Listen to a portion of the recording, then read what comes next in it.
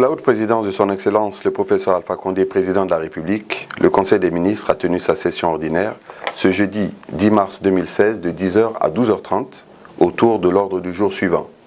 1. Message de son Excellence Monsieur le Président de la République. 2. Compte rendu des sessions ordinaires du Conseil interministériel tenues les 1er et 8 mars 2016. 3. Décisions, 4 divers. Au titre du premier point de l'ordre du jour, son Excellence Monsieur le Président de la République a invité le gouvernement à veiller à l'application effective des décisions issues du Conseil des ministres et des recommandations convenues dans le cadre de nos relations avec les partenaires au développement. Le chef de l'État a demandé au ministre de la Communication de proposer des mesures techniques précises pour la couverture radio et télé de tout le territoire national. Le président de la République a souhaité l'aboutissement rapide des arbitrages entre départements en vue de la validation des lettres de mission des membres du gouvernement. Le chef de l'État a demandé au ministre de la Ville et de l'Aménagement du Territoire d'accélérer les travaux préparatoires à l'aménagement du centre directionnel de Coloma. Au titre du deuxième point de l'ordre du jour, Monsieur le Premier ministre a introduit le compte-rendu des sessions ordinaires du Conseil interministériel tenues les 1er et 8 mars 2016. Le Conseil a entendu successivement, au titre des comptes rendus, pour la session du 1er mars 2016, le ministre de la Pêche, de l'Aquaculture et de l'Économie maritime a fait l'état des lieux des relations entre la République de Guinée et la Commission de l'Union européenne. Le ministre a exposé le contenu de la coopération entre l'Union européenne et la République de Guinée dans le cadre de la lutte contre la pêche illégale, non enregistrée et non déclarée, appelée pêche INN. En rappelant que la première négociation de l'Union européenne avec notre pays date de juillet 2010, lorsque un navire battant pavillon guinéen a été listé navire INN par 3 organisations régionales des pêches.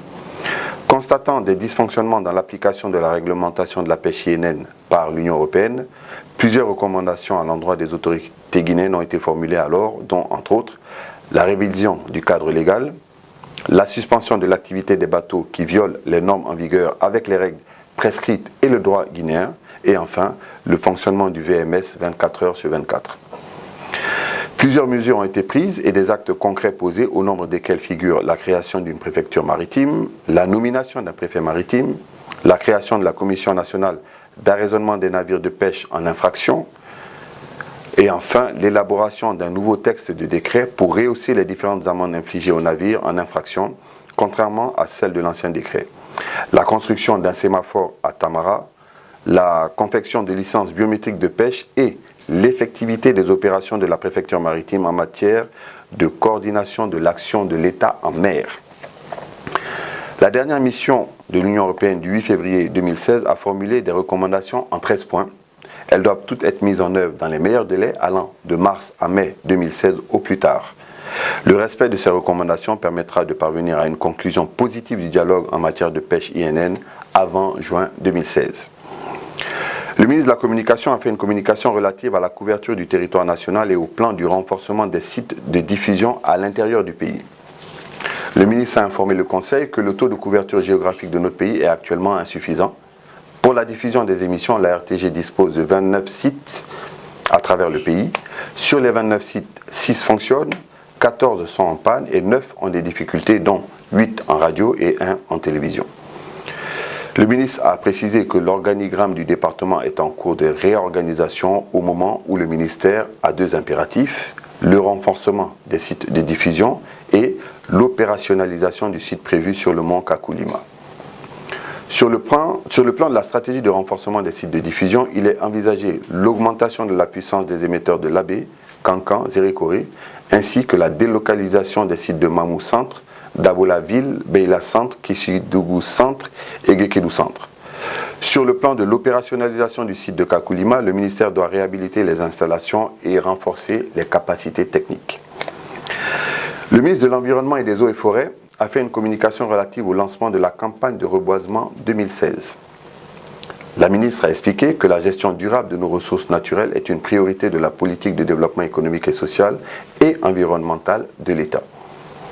La Guinée possède actuellement 157 forêts classées pour une superficie de 1 182 495 hectares, soit un taux de couverture du territoire national de 4,81%. Pendant la COP 21, la Guinée a pris des engagements de réduire les émissions de gaz à effet de serre de 13% à l'horizon 2030. Cependant, la régression des forêts guinéennes est perceptible de nos jours, aussi bien en milieu urbain que rural. Le taux de recul est de 35 000 hectares de forêt par an, suite à l'explosion démographique, l'avancée d'une urbanisation incontrôlée, l'exploitation abusive du bois, la multiplication des fours à briques, des mines et des feux de brousse. C'est en cela que le plan d'action du ministère s'inscrit dans le reboisement en 2016 et dans la contribution de la mise en œuvre des accords de Paris sur le changement climatique. La campagne de 2016 sera dédiée au reboisement et à l'enrichissement des versants des barrages hydroélectriques, au reboisement des têtes de source des principaux fleuves prenant leur source en Guinée, au reboisement des têtes de source des fleuves Niger et Gambia pour 100 hectares, au reboisement communautaire et privé des berges du fleuve Milo, 100 hectares, pour la réduction de la sédimentation et de l'ensablement, ainsi que la poursuite de la création de la ceinture verte au nord de la Guinée pour freiner l'avancée du désert. Il est au total prévu une superficie de 1000 hectares. Pour la session du Conseil du 8 mars 2016, au titre des communications, le ministre de l'Élevage et des Productions animales a fait une communication relative à la relance du projet de construction et d'équipement d'un abattoir frigorifique moderne à Kabylie. Le ministre a informé le Conseil des difficultés à poursuivre les travaux de construction du nouvel abattoir.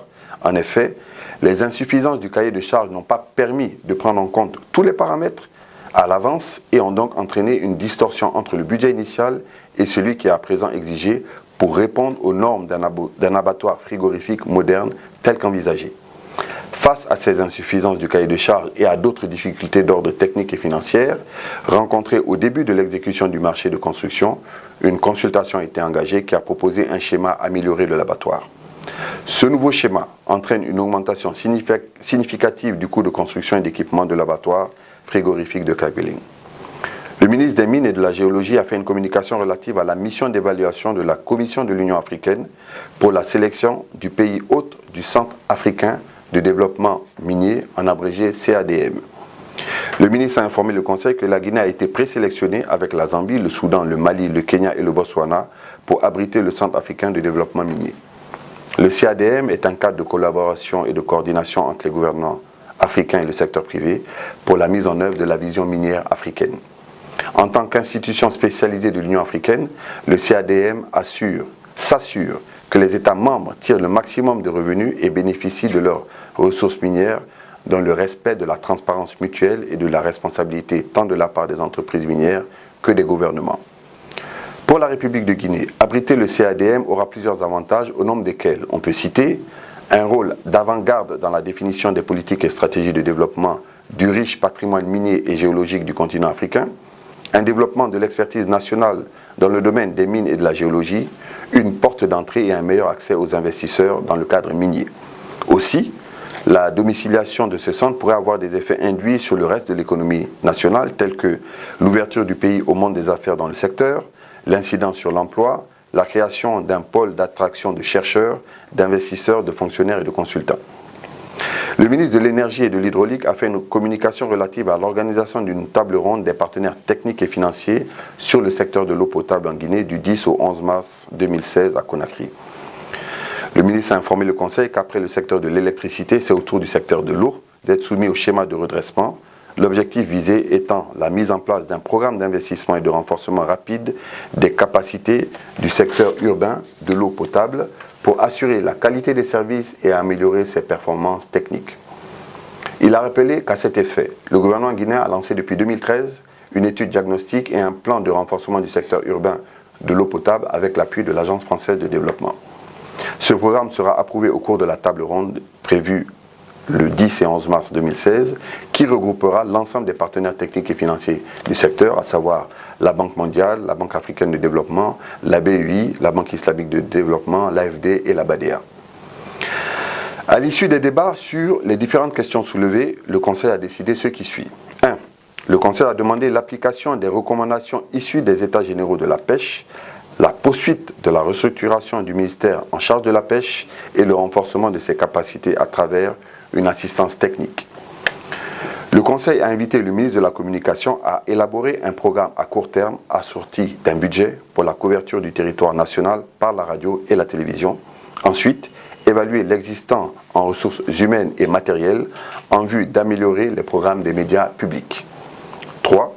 Le Conseil a demandé à la ministre en charge de l'environnement de se mettre en rapport avec le secrétaire général du gouvernement pour la mise en œuvre rapide de la campagne de reboisement et la mise en place d'une commission interministérielle chargée d'élaborer le programme, de déterminer le budget et éventuellement d'approcher les partenaires techniques pour un appui à ce programme.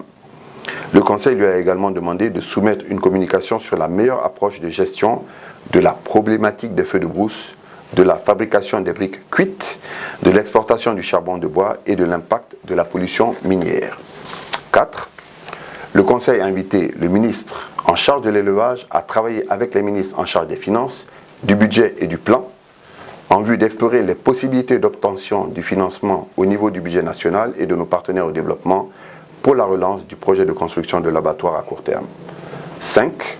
Le Conseil a apporté son soutien au ministre des Mines et de la Géologie pour la candidature de la Guinée à abriter le siège du Centre africain de développement minier.